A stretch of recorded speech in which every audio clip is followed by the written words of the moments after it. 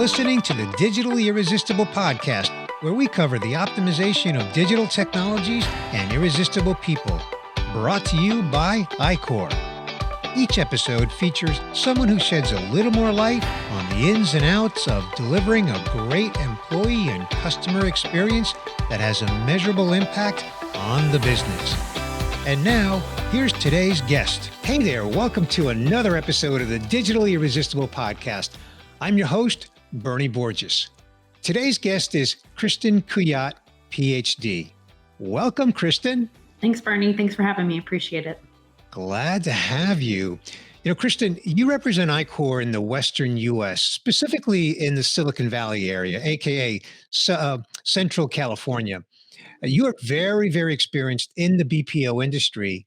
And in fact, you completed your PhD in 2021 with emphasis on employee engagement. So, Kristen, on this episode, I want to discuss the trends that you're seeing in customer experience management among the brands that you work with in Silicon Valley. But first, as you know, let's begin with your introduction. Let's begin with your current role at iQor and a little bit of your short career backstory and how you got there. Perfect. Well, again, thanks for having me today. Appreciate it. A little bit about me. I'm in the business development role currently at iQor. I've been in the BPO space for about 15 or so years. And most recently got my PhD in client engagement within emotional intelligence, something that I like to layer in to all my client engagement opportunities. I bet. Well, congratulations on that. I know that's a big achievement.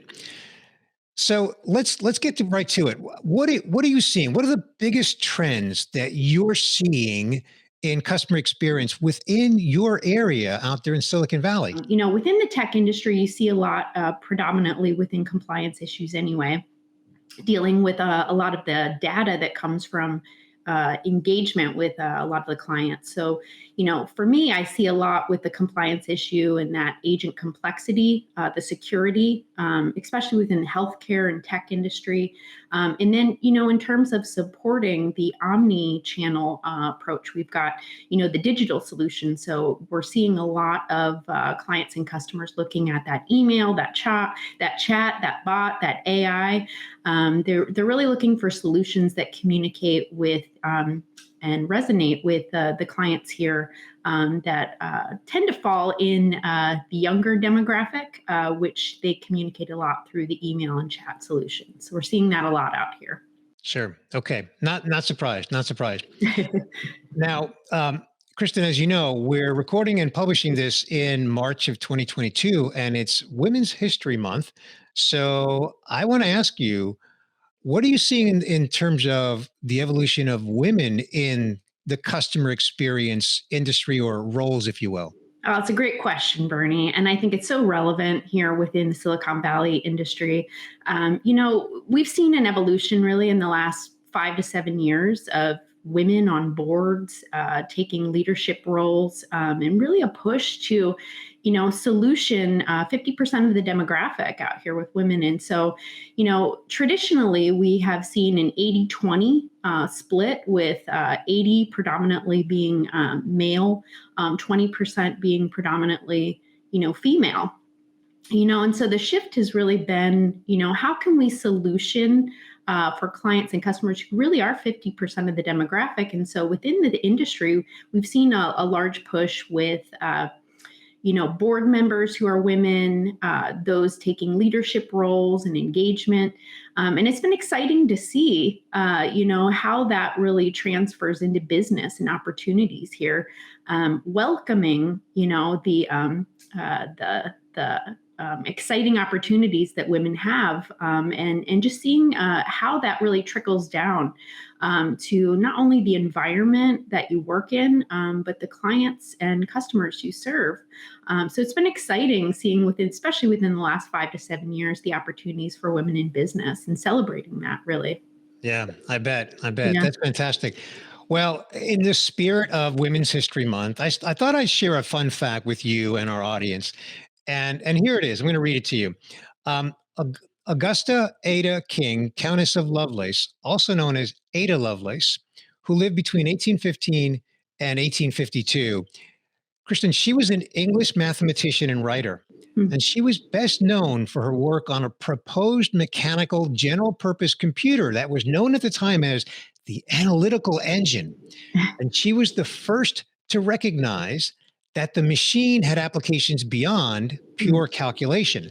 And she published, ready for this, the first algorithm that was intended to be carried out by this machine. It's exciting. Consequently, she's often regarded as the first computer programmer. How awesome is that? And she wasn't even in Silicon Valley.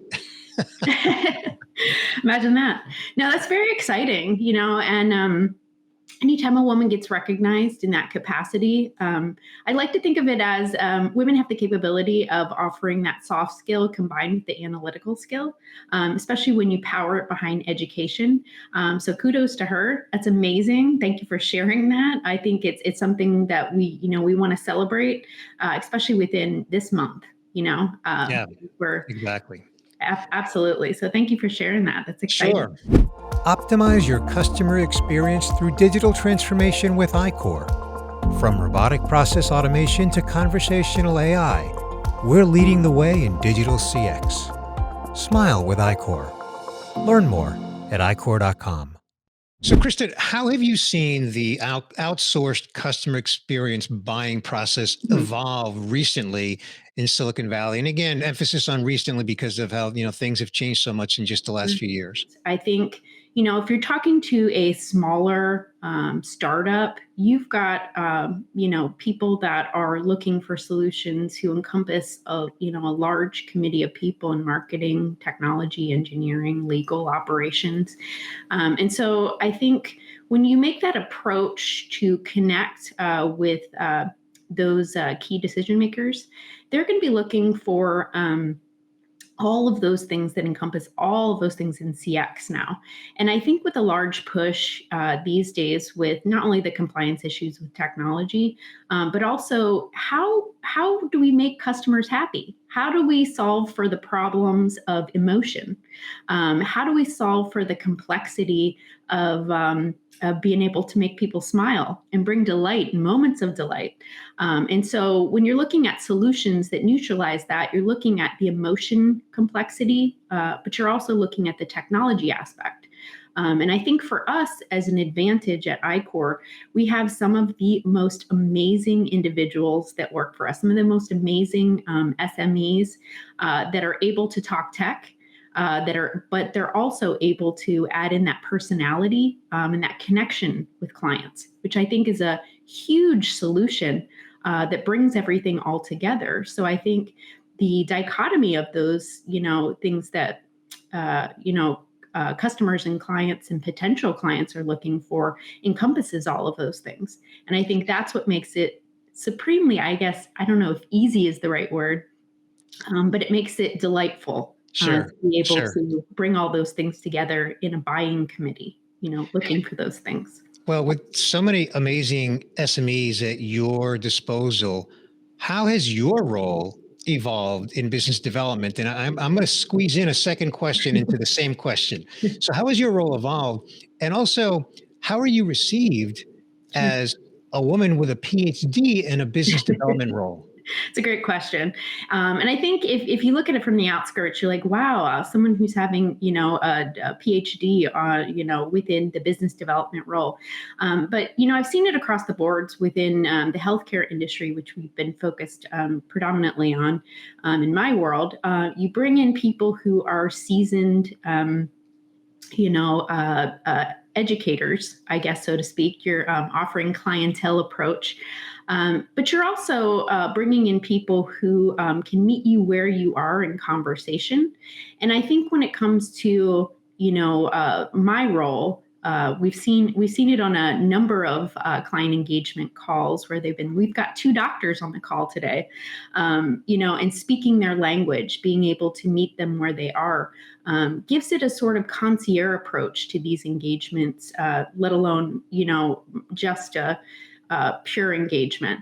I think the education piece gives a refinement, a connection, and it also allows you to be able to speak the language of those individuals that you're trying to court, so to speak, Sure. within, the business world. And so, for me, it's been an exciting opportunity just to be able to engage with these individuals, in the sales and business development role, but also in the relationship, role that it plays in terms of bringing in those SMEs and being able to position them in a way that really gives credibility to iQor and the family of iQor, of which we're in.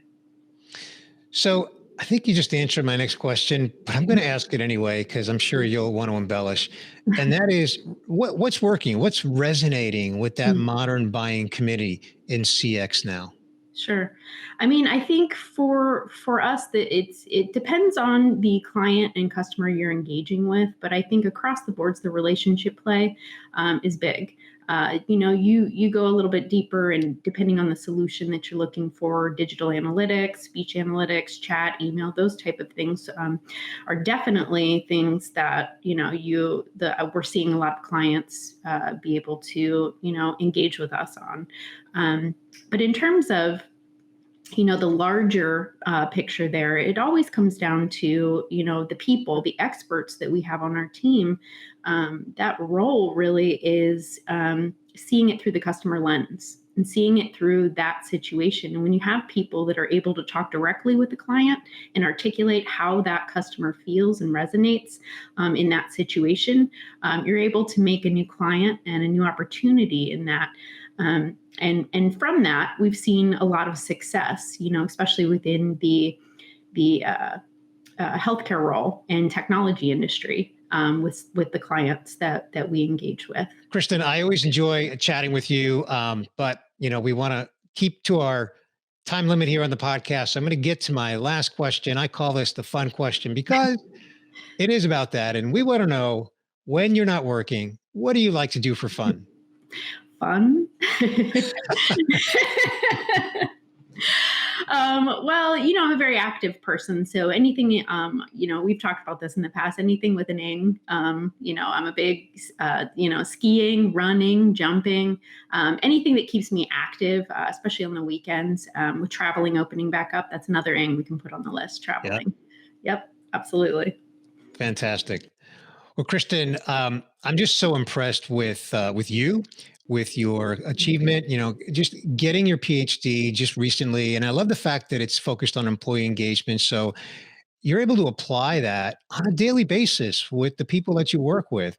And I'm sure that contributes greatly to the relationships that you build and the credibility that you have with clients and prospective clients. And I just want to thank you for coming on today to join us on this episode of the Digitally Irresistible podcast. Share a little bit of your backstory and what you're seeing in current trends and women in CX, and just enjoyed our conversation as I always do. Thank you so much, Kristen. Appreciate it. Thank you so much for having me, Bernie. Thank you. Thanks for listening to this episode of the Digitally Irresistible podcast, where we cover the optimization of digital technologies and irresistible people, delivering a great employee and customer experience that has a measurable impact on the business. Brought to you by iQor. Be sure to subscribe on your favorite podcast player so you don't miss future episodes.